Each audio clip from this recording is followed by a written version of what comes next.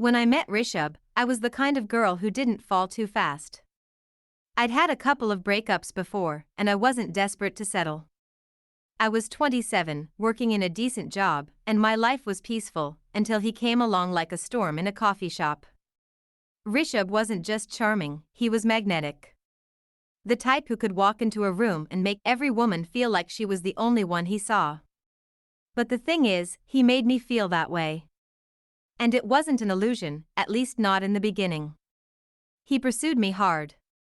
Late-night texts. Flowers on weekdays. Cooking dinner just to impress me. We dated for about a year. He met my parents, I met his.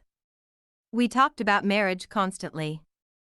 We even picked out baby names as a joke, or so I thought at the time. And then it happened. I got pregnant. We weren't exactly reckless, but one night, the condom broke. I took a morning after pill, but fate had other plans. A few weeks later, I felt off, nausea, mood swings, fatigue. I took a test. 2 pink lines. My hands were shaking when I called him.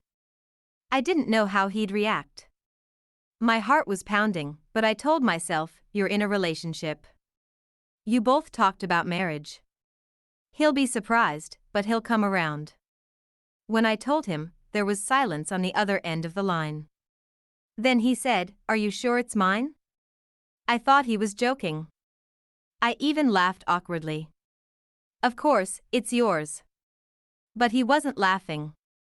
That was the beginning of the spiral. He didn't text for 2 days. I called him, no answer. When I finally went to his apartment, he didn't let me in at first. Eventually, he opened the door, eyes cold. "I can't do this," he said flatly.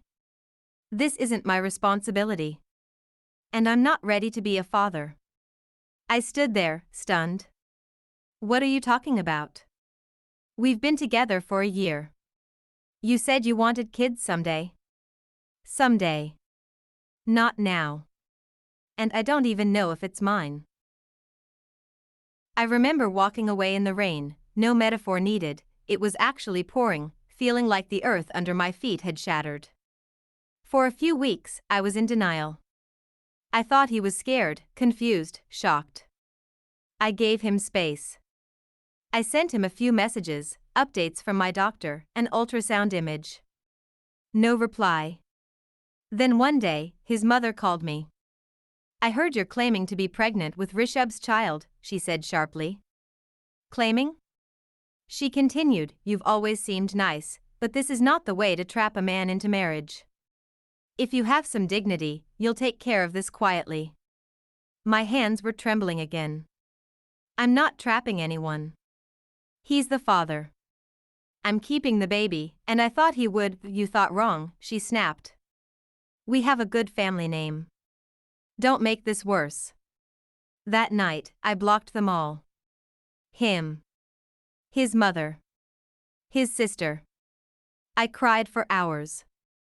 The kind of tears that make your body ache. Then I wiped my face and decided, I'm keeping the baby. With or without him. The next few months were lonely. My friends tried to help, but no one really knew what to say. My parents were supportive but disappointed. Not in me, in him. Especially my father. "A real man doesn't walk away from responsibility," he said.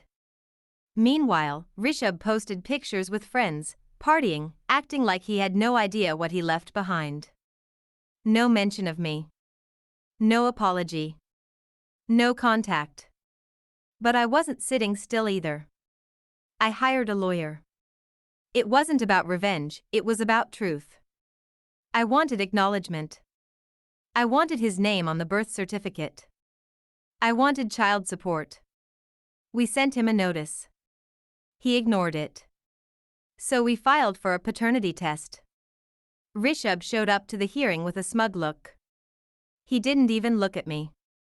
When the judge asked if he denied being the father, he said yes. My lawyer presented our relationship timeline, messages, photos, everything.